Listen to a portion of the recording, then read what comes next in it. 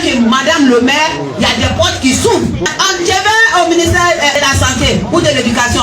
Dès qu'on dit au directeur ou au ministre, c'est Madame le maire qui est là. Vous croyez que quoi? Il va bien me recevoir. En temps, mes dossiers sont dans ma main. Mais quand je rentre en tant que femme, c'est pas son camarade garçon. Il suffit de jeter un petit sourire, le ministre il est content, et puis tu glisses son dossier. C'est de ça il s'agit. Ce que la maire de la commune de San Pedro vient de dire, imaginez sur l'instant si c'est Saleh Timoko qui avait dit cela. Il y a certaines personnes qui font des travaux les plus rabaissants pour avoir de l'argent pour passer leur concours.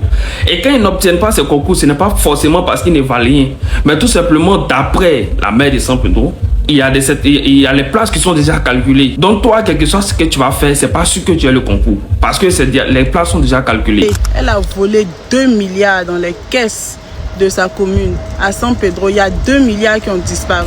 Dans San Pedro, là, elle a fait ce qu'elle veut. Vous savez pourquoi elle se permet de faire ça? Parce qu'elle dit que elle est la protégée du ministre de l'Emploi. Chaque Ivoirien doit attentivement écouter ce message parce que ce n'est pas une histoire d'un parti politique ou bien d'une communauté. Ça concerne tout Ivoirien résident en Côte d'Ivoire. Même si vous n'êtes pas de la Côte d'Ivoire, vous devez écouter ce message parce que ce qui se passe dans notre pays, vraiment, c'est pas la peine. C'est pas la peine, vraiment. C'est vraiment déplorable de voir que beaucoup souffrent au moment où d'autres sont dans les bureaux et ils s'avantagent. Je vous laisse écouter puis on revient pour décortiquer. N'hésitez surtout pas à abonner-vous, liker, partager cette vidéo. Ceux qui veulent faire des concours, en tant que Madame le maire, il y a des portes qui s'ouvrent. Je vais au ministère, comment on appelle, de la Santé ou de l'Éducation. Maintenant, j'ai mes 10 ou 20 personnes qui veulent passer le concours, ils viennent me voir. Mais quand je vais seul, j'arrive à régler depuis un certain moment, un peu. Mais quand je vais maintenant, en tant que Madame le maire de San Pedro, deuxième poumon économique de la Côte d'Ivoire, dès qu'on dit au directeur ou au ministre, c'est Madame le maire qui est là. Vous croyez que quoi? Il va bien me recevoir. Très bien. En temps, mes dossiers sont dans ma main. Oui, c'est français. Mais quand je rentre en tant que femme, c'est pas son camarade garçon. Il suffit de jeter un petit sourire, le ministre il est content, et puis tu glisses son dossier. C'est de ça il s'agit. Oui. C'est pas les 10 000 pour 5 ans. Oui. C'est pas les 30 000 pour 5 ans. Et quand on me dit, ce qui est sûr, nos parents, si tu donnes l'argent seulement, c'est l'argent. Ce que la maire de la commune de San Pedro vient de dire, imaginez sur l'instant si c'est Saleh Timoko qui avait dit cela. Ce n'est pas une erreur de communication politique, c'est le dévoilement d'un vrai mal qui gangrène la société ivoirienne. C'est-à-dire ici, il y a certaines personnes qui sont privilégiées tout simplement parce qu'ils ont des relations. Maintenant, quand Jean-François Kouassi a dit, vous avez vu la rapidité avec laquelle la justice ivoirienne était sur le terrain pour le poursuivre. Aujourd'hui, on veut la même rapidité, on exige la même rapidité pour nous éclairer dans cette affaire. Je ne sais pas si vous comprenez, il y a certaines personnes qui font des travaux les plus rabaissants pour avoir de l'argent pour passer leur concours. Et quand ils n'obtiennent pas ce concours, ce n'est pas forcément parce qu'ils ne valent rien, mais tout simplement d'après la maire de San Pedro, il y a les places qui sont déjà calculées. Donc toi, quel que soit ce que tu vas faire, c'est pas sûr que tu as le concours, parce que les places sont déjà calculées. Je ne sais pas si vous voyez le mal. Après, on a la tranquillité de s'asseoir à la télé pour dire, nous sommes dans un état de droit. Dans un état de droit où il y a des favorisés et des défavorisés. Justice ivoirienne, c'est ce genre de terrain qu'on a envie de vous voir. Ce n'est pas dans la traque des créateurs de contenu, le suivi de leurs commentaires, ou tout simplement la traque des opposants politiques. Non. C'est ce genre de terrain qu'on a envie de voir qu'il y a une justice en Côte d'Ivoire. Une justice qui met tout le monde au même pied d'égalité. Il y a un proverbe sénophone qui dit « L'injustice est le premier ennemi du pouvoir ». Les éléments du RITP qui me combattent. C'est ça la vérité. C'est faire une face. Quand j'aurai une face là, nos papas là viendront me voir pour dire ma fille, mettez nos enfants à l'une face. Je peux avoir des plaques et puis ils vont rentrer, ils vont sortir.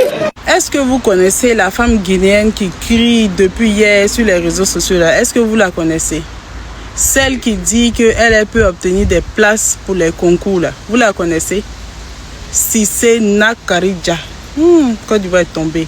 Comment Cissé Nakaridja, une Guinéenne, comment elle peut être maire de San Pedro, une voleuse en plus. Vous savez pourquoi elle est remontée comme ça? Et puis elle crie comme si elle était au Far West là. Vous savez pourquoi?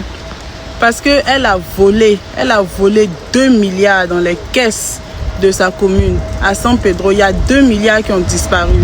Et ses adjoints, 4 de ses adjoints l'ont dénoncé plus haut dans la hiérarchie. 4 de ses adjoints ont fait des courriers pour la dénoncer. Et vous savez ce qu'elle a fait? Elle les a virés. Elle a récupéré les voitures de fonction qu'ils avaient. Elle les a récupérées, ces voitures-là. Elle est même partie à la préfecture où il y a le préfet. Hein? Le préfet, hein? Elle est partie à la préfecture. Elle a récupéré encore des voitures là-bas. En gros, dans San Pedro, là, elle a fait ce qu'elle veut. Vous savez pourquoi elle se permet de faire ça?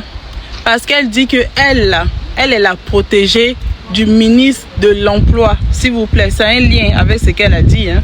Ça a un lien. Elle est la protégée du ministre de l'Emploi, Adama Kamara, le mari de Nina Keïta, la voleuse là. Elle est la protégée du mari de Nina Keïta. Donc ça veut dire que les 2 milliards qu'elle a volés dans les caisses de la commune là, ce n'est pas elle seule qui va bouffer. Ils vont se partager ça et puis lui il la protège. Vous voyez pourquoi elle est gonflée comme ça, elle est en train de crier, elle gueule comme ça. Vous voyez pourquoi? Hein? Elle se croit en Guinée, elle se croit dans la forêt là-bas de la Guinée. Elle crie comme ça, une élue de la République. Regardez comment elle se comporte. Vraiment, pays là, tout est à refaire. Ça, c'est la réalité dommageable de l'Afrique, de la gouvernance en Afrique. Et ce n'est pas seulement en Côte d'Ivoire ou quoi que ce soit, c'est partout en Afrique que ça se passe. Ça, c'est l'épidémie, le virus de gouvernance, de mauvaise gouvernance, je peux même pas dire mauvaise gouvernance, mais la mauvaise foi de l'Afrique qui se caricature aujourd'hui comme ça dans les rues. Aujourd'hui, tout le monde peut faire ce qu'il veut. On vient dans le gouvernement ou bien on a un frère dans le gouvernement, puis on fait ce qu'on veut, ça, même si on n'a même pas les compétences, tout ce qui se passe. Dites-moi dans les commentaires ce que vous en pensez. Je n'hésiterai surtout pas à vous lire. Si vous avez aimé cette vidéo, surtout abonnez-vous, likez, partagez et on se prend à la prochaine.